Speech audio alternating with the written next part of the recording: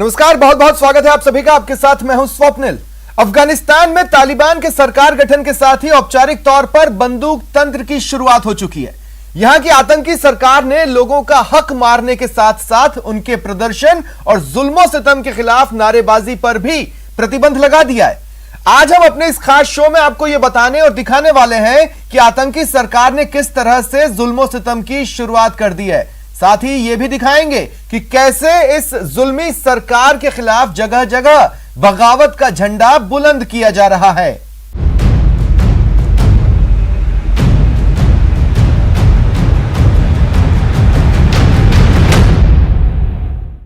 अफगानिस्तान के अलग अलग इलाकों में तालिबान के खिलाफ बगावत की आंख सुलगने लगी है। यानी अफगानिस्तान में आम लोग बेहद गुस्से में हैं और गुस्सा इस कदर कि उनके अंदर से तालिबान का खौफ मिटने लगा है और वो उनकी आंखों में आंखें डालकर अपने हक की आवाज बुलंद करने लगे हैं।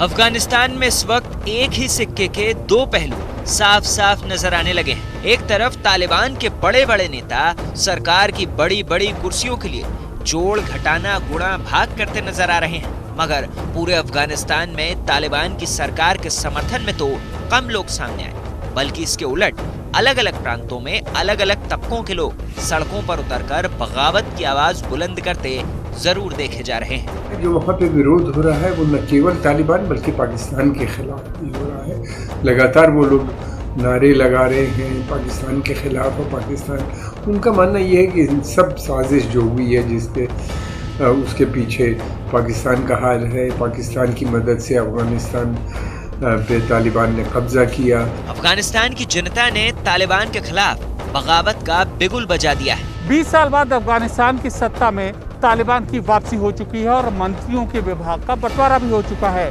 लेकिन काबुल, हेरात और अन्य प्रांतों में लोगों का विरोध प्रदर्शन शुरू हो गया है। खासकर महिलाओं की भागीदारी इसमें बढ़ गई है और इस पर काबू पाने के लिए तालिबान के लड़ाके आए दिन इन पर फायरिंग करते हुए दिख रहे हैं। ये सब इस बात की ओर इशारा करता है कि आने वाले दिनों में अफगानिस्तान की सत्ता की जो राह है वह तालिबान के लिए कांटो भले रास्ते की तरह है। ये तीन तस्वीरें हैं जिनमें आम अफगान और उसकी आवाज का सच कैद है। राजधानी काबुल की सड़कों का मंजर एकदम जुदा है। सरकार भी यहीं बन रही है, जश्न भी यहीं हो रहा है, लेकिन विरोध की आवाज का अलग मुकाम है, क्योंकि इस आवाज में आधी आबादी की आवाज ज्यादा बुलंद होने लगी है। हेरात शहर में तो इसी तरह के प्रदर्शन पर तालिबान के लड़ाकों ने गोलियां बरसा दी। इस गोलीबारी में 2 प्रदर्शनकारियों की मौत हो गई, जबकि 6 लोग घायल हो गए। ये घटना तब हुई जब शहर के लोग तालिबान सरकार और पाकिस्तान के खिलाफ प्रदर्शन करते हुए भारी संख्या में सड़कों पर उतर आए थे। इस दौरान उन्होंने तालिबान और पाकिस्तान के खिलाफ जमकर नारेबाजी भी की। इस प्रदर्शन को देखकर तालिबान के लड़ाके बौखला गए और फिर दहशत फैलाने के लिए ताबड़तोड़ गोलियां चलाना शुरू कर दी। अचानक भीड़ पर गोली चलने से वहां भगदड़ मच गई और फिर 2 लोगों की मौत हो गई। इसी तरह परवान शहर में भी तालिबान के लड़ाकों ने एक प्रदर्शनकारी की गोली मारकर हत्या कर दी। बदख्शां प्रांत में लोग नेशनल रेजिस्टेंट फ्रंट के समर्थन में खुलकर आ रहे हैं। अफगानी नागरिक खुलकर एनआरएफ के समर्थन में आ गए। अफगानिस्तान के लोगों को लगता है कि उनके आने वाले समय में जो ह्यूमन राइट्स हैं, जो हक और हुकूक हैं, वो सब मारे जाएंगे। उसके कई कारण हैं, उसको ये देख चुके हैं इनको पहले भी। और फिर दूसरी बात ये कि इनमें जो लोग हैं सरकार के अंदर, ये वही लोग हैं जो पहले सरकार में थे। शुरू से ही तालिबान का विरोध कर रहे नॉर्दर्न अलायंस और उसके सहयोगी नेशनल रेजिस्टेंट फ्रंट ने तो पूरी तरह से तालिबान की सरकार को सरकार का दर्जा देने से ही इनकार कर दिया। तालिबान के अंतरिम सरकार के ऐलान के बाद एनआरएफ ने एक बयान जारी कर इस सरकार को मानने से साफ इनकार कर दिया। उन्होंने इस सरकार को अफगानिस्तान के लोगों की दुश्मन बताया और इसे कानूनन गलत बता दिया। एनआरएफ ने अपने बयान में लोगों के वोट से ही वैध सरकार के बनने की बात कही। साथ ही अफगानिस्तान के राजनीतिक लोगों से बात कर जल्द ही देश में एक जिम्मेदार राजनीतिक ढांचा खड़ा करने का दावा भी किया। अफगानिस्तान में लोग उसकी सरकार को मानने को तैयार नहीं है। तालिबान के खिलाफ अफगानिस्तान के लोग बेहद गुस्से में हैं और ये गुस्सा सड़क पर सैलाब की शक्ल में नजर आने लगा है। काबुल में महिलाएं भी सरकार में अपनी भागीदारी की लगातार मांग कर रही हैं। इस मांग को मनवाने के लिए महिलाओं ने राष्ट्रपति भवन की ओर मार्च निकाला, लेकिन तालिबान ने इस विरोध को कुचलने के लिए प्रदर्शनकारियों पर आंसू गैस के गोले छोड़े और हिंसा की, जबकि हेरात में भी महिलाएं अपनी मांगों को लेकर आवाज बुलंद करती रही। पिछले 5 दिनों से अफगानिस्तान की महिलाओं की आवाज पूरी दुनिया सुन रही है। आलम यह है कि अपने खिलाफ उठती आवाजों को देखकर तालिबान के लड़ाके बौखला गए और शायद ये उसी बौखलाहट का नतीजा है कि तालिबान ने अपने सबसे कारगर हथियार का इस्तेमाल किया और दहशत फैलाने के लिए ताबड़तोड़ गोलियां चलाना शुरू कर दी। उनको लगता है कि ये बिल्कुल इनमें बदलाव नहीं आ सकता। इन्हीं ने कहा है कि औरतों को हक देंगे, फिर उन्हीं साथ ने ये भी कहा कि शरिया लॉ के तहत, और इनकी जो शरिया है उसमें औरतों के पास कोई हक है नहीं देखा जाए तो। और उनको डर इस बात का है कि अफगानिस्तान दोबारा से जैसा इन्हीं ने 1996 में से लेकर 2001 तक में चला था उस तरह की हुकूमत बन जाएगी। अफगानिस्तान के अलग अलग शहरों में विरोध की लहर चल उठी है। इस लहर की अगुवाई वो महिलाएं कर रही हैं जिन्हें पर्दे में रहने का हुक्म सुनाया गया है। आम अफगानी पाकिस्तान के दखल से खासे नाराज हैं। ये बात एकदम साफ हो गई है कि तालिबान रंगे सियार से कम नहीं है, क्योंकि काबुल से तालिबान के जुल्म सितम की तस्वीरें लगातार आ रही है। उसने जता दिया है कि अफगानिस्तान में तालिबान की हुकूमत में महिलाओं का हाल क्या है। तालिबान का असली चेहरा और उसका पूरा सच यहाँ इस वक्त इन तस्वीरों में साफ साफ नजर आ रहा है। तालिबान के इन्हीं खूंखार चेहरों की दहशत ने अक्सर घरों में कैद रहने वाली अफगानिस्तान की महिलाओं को सड़क पर लाकर खड़ा कर दिया है, जो बंदूकों के सामने भी तनकर अपने हक की आवाज उठा रही है। इससे पहले महिलाओं को लेकर तालिबान के कुछ और सच को बेनकाब किए जाएं, उससे पहले काबुल से जिस एक वीडियो ने सामने आकर दुनिया भर में तालिबान की सच्चाई उजागर कर दी, उसे देख लेना जरूरी है। ये वीडियो तालिबान की करनी और कथनी में फर्क दिखाता है। अफगानिस्तान की राजधानी काबुल शहर से आए इस वीडियो ने उस सच्चाई को उजागर किया है जिस पर अभी तक तालिबान हर मुमकिन तरीके से पर्दा डालकर दुनिया को अंधेरे में रखने की फिराक में थे।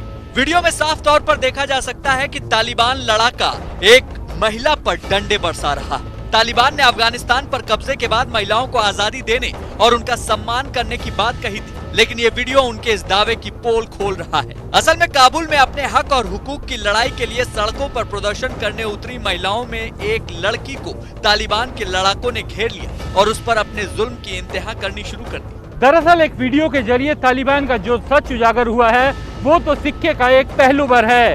तालिबान के अफगानिस्तान में सत्ता पर काबिज होने के बाद सबसे ज्यादा दहशत में वहाँ की महिलाएं हैं। महिलाओं को ये मालूम है कि अब तालिबान के शासन में उन्हें कैसे कैसे जुल्म सितम का सामना करना होगा।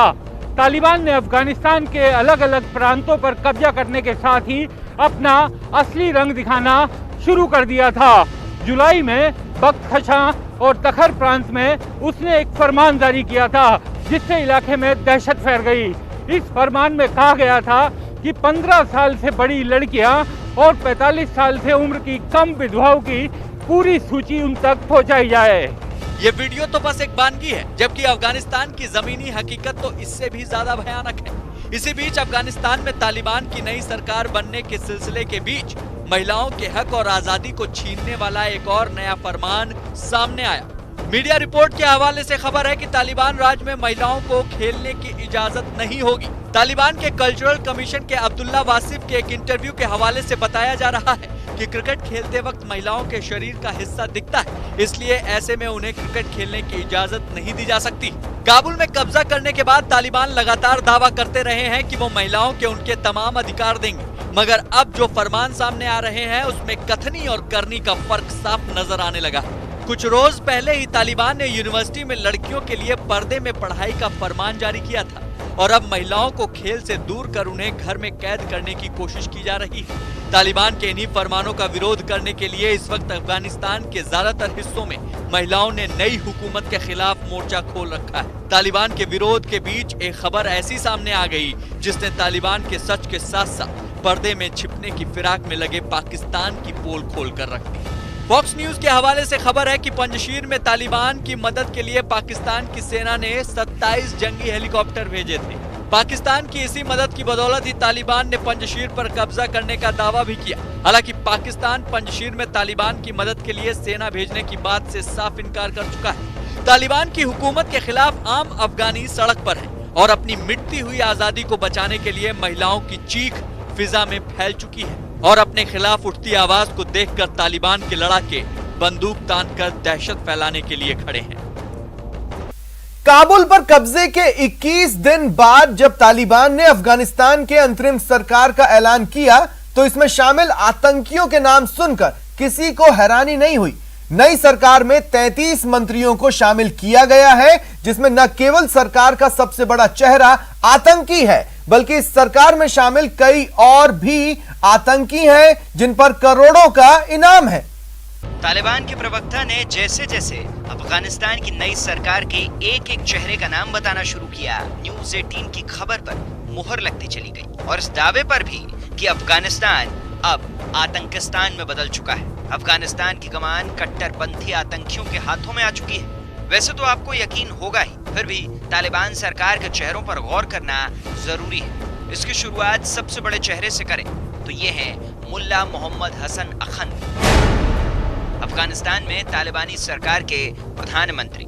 संयुक्त राष्ट्र ने मुल्ला मोहम्मद हसन अखंद को वैश्विक आतंकी घोषित कर रखा है। हसन अखंद की कट्टरता के बारे में दुनिया को तब पता चला जब 2001 में बामियान में बुद्ध की प्रतिमाओं को डायनामाइट लगाकर उड़ा दिया गया था।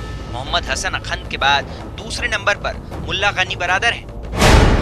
मुल्ला गनी बरादर को कट्टरपंथी सरकार का उप प्रधानमंत्री बनाया गया है। आतंकी गतिविधियों में शामिल होने की वजह से जिसे पाकिस्तान जैसे मुल्क ने 2010 में गिरफ्तार कर लिया था और 8 साल बाद तब छोड़ा जब अमेरिका ने बातचीत के लिए उसे छोड़ने को कहा। एक और उप प्रधानमंत्री के पद पर उस अब्दुल सलाम हनफी को बैठाया गया है जो संयुक्त राष्ट्र की आतंकी लिस्ट में शुमार है। संयुक्त राष्ट्र के मुताबिक अब्दुल सलाम हनफी ड्रग सप्लाई में शामिल है और तालिबान के लिए इसकी पूरी जिम्मेदारी संभालता है। तालिबान की कट्टरपंथी सरकार में गृह मंत्रालय संभालने का जिम्मा हक्कानी नेटवर्क के सिराजुद्दीन हक्कानी को मिला है। अमेरिका की नजर में सिराजुद्दीन हक्कानी भी एक आतंकी है जिसके सिर पर $10 मिलियन यानी कि 73 करोड़ रुपए से भी ज्यादा का इनाम है। मोस्ट वांटेड सरकार के उच्च शिक्षा मंत्री ने आने वाले दिनों में पढ़ाई लिखाई का खाका भी खींच दिया। जो होगा वो मजहब से होगा, डिग्री से नहीं। वली د دین په وجه باندې چې د خلکو کوم قرباني ورکړه د دین د پاره ورکړه، نن د دې خلکو چې په دنیا کې کوم عزت دی هغه عزت په وهان نه دی، هغه د ماستر نه دی.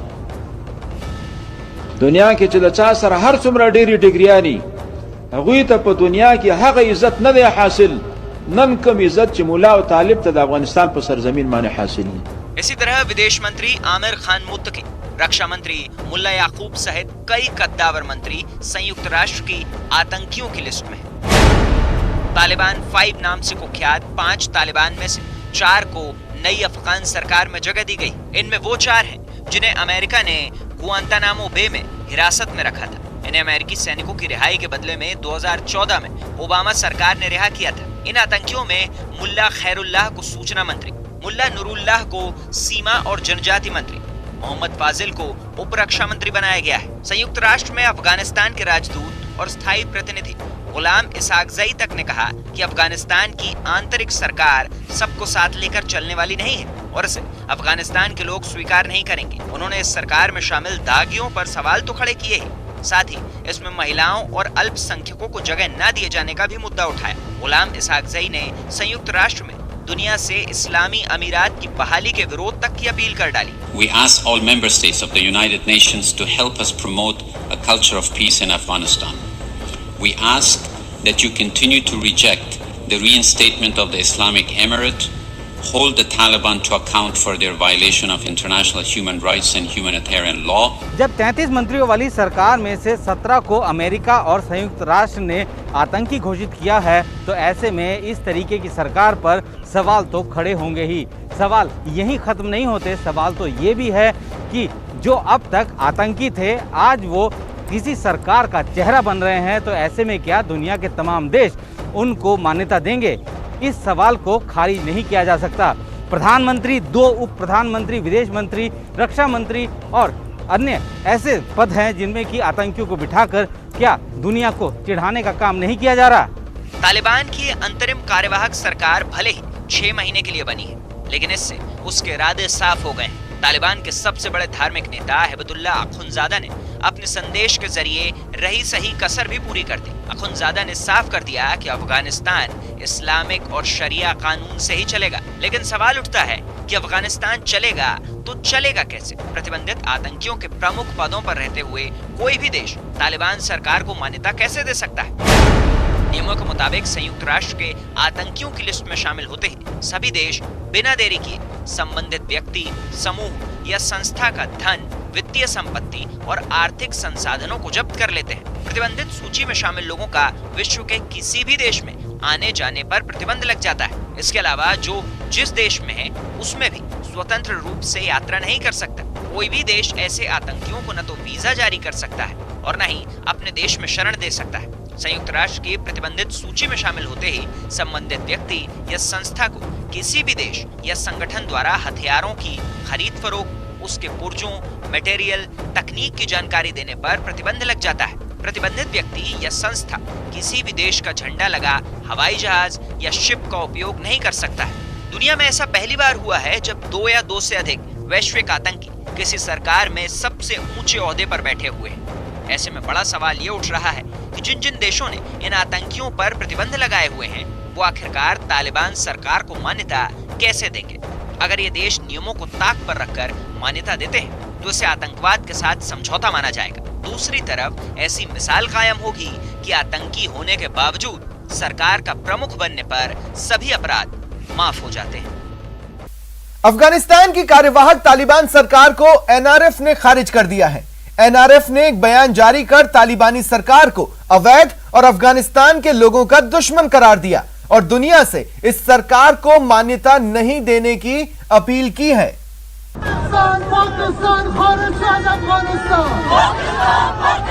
हक के लिए महिलाओं ने अफगानिस्तान की सड़कों पर प्रदर्शन शुरू कर दिया। तालिबान सरकार के खिलाफ दुनिया भर में प्रदर्शन हो रहे हैं। पंजशीर में तालिबानी लड़ाकों को हमले में मदद करने के खिलाफ दुनिया भर के अफगानी सड़कों पर विरोध जता रहे हैं और विरोध की इन आवाजों के बीच अब तालिबान से 2-2 हाथ कर रहे एनआरएफ ने भी कट्टरपंथी सरकार के खिलाफ बिगुल फूंक दिया है। एनआरएफ ने एक बयान जारी कर इस सरकार को मानने से इनकार कर दिया। उन्होंने इस सरकार को कानूनन गलत तो बताया ही, साथ ही अफगानिस्तान के लोगों का दुश्मन करार दिया। एनआरएफ ने अपने बयान में लोगों के वोट से ही वैध सरकार बनाने की बात कही। साथ ही अफगानिस्तान के राजनीतिक लोगों से बात कर जल्द ही देश में एक जिम्मेदार राजनीतिक ढांचा खड़ा करने का भी दावा किया। एनआरएफ की तरफ से जारी बयान में कहा गया है, हमारे स्वतंत्र और स्वतंत्रता प्रेमी लोग हर तरह के अधिनायकवाद, उग्रवाद और उनसे पैदा हुए शासनों का विरोध करते हैं। देश तालिबान से आजाद होने तक विरोध करना जारी रखेगा। काबुल में उनका नाजायज शासन अफगानिस्तान क्षेत्र और दुनिया की स्थिरता और सुरक्षा के लिए खतरा है। एनआरएफ का मानना है कि एक लोकतांत्रिक, कानूनी और वैध सरकार की स्थापना केवल लोगों की इच्छा और वोट के माध्यम से की जा सकती है। एक आम चुनाव जो अंतर्राष्ट्रीय समुदाय को मान्य हो। हम वैश्विक समुदाय से नए शासन को मान्यता देने से परहेज करने की अपील करते हैं। इसके अलावा आतंकवाद से छुटकारा पाने के लिए अफगानों के संघर्ष का समर्थन करने की भी अपील करते हैं। शराइطی را یک اوضاعی را برای سرنوشت یک ملتی را تصمیم میگیریم ای باید در روشنی و آگاهی همه ملت. पंजशीर के नेता की शिकायत और चिंता बेवजह नहीं। तालिबान की हुकूमत के बाद जिस तरह शांतिपूर्ण विरोध प्रदर्शन के दौरान गोलियों की बौछार की जा रही है वो यही साबित करते हैं कि 20 साल बाद भी तालिबान नहीं बदले हैं। अब भी वे उतने ही निर्मम और खूंखार हैं जितने वो पहले थे।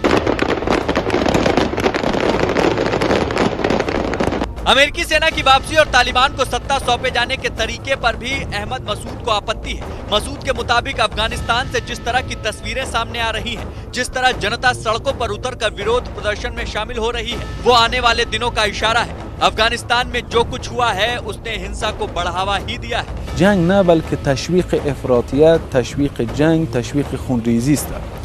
ضرری به خود آمریکا میرسه. امضای یک طرفه یک ابرقدرت میاد امضا میکنه همراه یک گروه. باز در اینجا تمام کسایی که دست به خاطر خشونت و به خاطر جنگ زدیان روحیه میگیرن. तालिबान के इस नए कैबिनेट में केवल एक कमी नहीं, सही मायने में कहें तो ये कमियों का कोलाज है। तालिबान ने सत्ता में वापसी के दौरान अपने बदलने के बड़े बड़े वादे और दावे किए थे। तालिबान ने देश को शरिया कानून के हिसाब से चलाने की बात तो कही, लेकिन महिलाओं को उनका हक देने का वादा भी किया। लेकिन कैबिनेट के ऐलान के बाद ये बात साबित हो गई कि चाहे कुछ भी हो जाए, तालिबान का नजरिया किसी भी मोर्चे पर बदलने वाला नहीं है। चाहे बात महिलाओं को उनका हक देने की हो या फिर अल्पसंख्यकों के अधिकार की बात। यही वजह है कि तालिबान की असली सूरत की झलक मिलते ही महिलाएं विरोध जताने सड़क पर उतर पड़ी। उन्होंने तालिबान के हथियारबंद लड़ाकों की भी परवाह नहीं की। तालिबान सरकार में जो 33 मंत्री बनाए गए हैं, उनमें 30 पश्तून, 2 ताजिक और 1 उज़्बेक मूल के हैं। महिलाओं और युवाओं को कैबिनेट में जगह नहीं दी गई। इसके साथ ही सबसे बड़े अल्पसंख्यक समुदाय हजारा को भी कैबिनेट में जगह नहीं दी गई। यही नहीं, समावेशी सरकार का राग अलापने के बावजूद नई सरकार में हामिद करजई और डॉक्टर अब्दुल्ला जैसे नेताओं को जगह नहीं मिली। नई सरकार के गठन में तालिबान ने साफ कर दिया कि अफगानिस्तान में फिर 20 साल पुराना राज लौट रहा है। यही वजह है कि अहमद मसूद ने इस्लामिक रिपब्लिक से इस्लामी अमीरात के ऐलान पर भी वाजिब सवाल खड़े किए। निज़ाम आइंदे अफगानिस्तान व तग़यीर निज़ाम आइंदे अफगानिस्तान از نظام و شکل به یک ترتیب جمهوری اسلامی به یک شرایط مثل امارت اسلامی فقط و فقط همه پرسی و تصمیم مردم افغانستان میتونه تغییر بده و علاقه این دیگه خط سرخ مردم افغانستان و ماست. भले ही तालिबान ने पंजशीर पर कब्जे का दावा किया, लेकिन अमरुल्लाह सालेह और अहमद मसूद आखिरी सांस और लहू के आखिरी कतरे तक तालिबान के खिलाफ जंग लड़ने का संकल्प जताते दिखे। उनके समर्थकों को अफगानिस्तान को आतंकिस्तान और वहां की सरकार को आतंकियों की सरकार बनाए जाने पर घोर आपत्ति। जो लोग कल तक यूनाइटेड नेशनल और अमेरिका में ब्लैक लिस्ट में था, वो अभी आया अफगानिस्तान का सरकार बनाता है, वो अभी अफगानिस्तान का वजीर आजम बनाता है। अगर एक चोर, एक डाकू, एक टेररिस्ट किसी मुल्क का वजीर आजम है, अगर किसी टेररिस्ट उस मुल्क का बड़े बुजुर्ग जो अमीरुल मोमिनीन बोलता है, तो क्या उम्मीद हो सकता है? अफगानिस्तान की सरकार में महिलाओं और अल्पसंख्यकों की अनदेखी और 17 आतंकियों पर मेहरबानी पर चिंता स्वाभाविक है। फिलहाल इतना ही। दीजिए पूरी टीम को इजाजत। नमस्कार।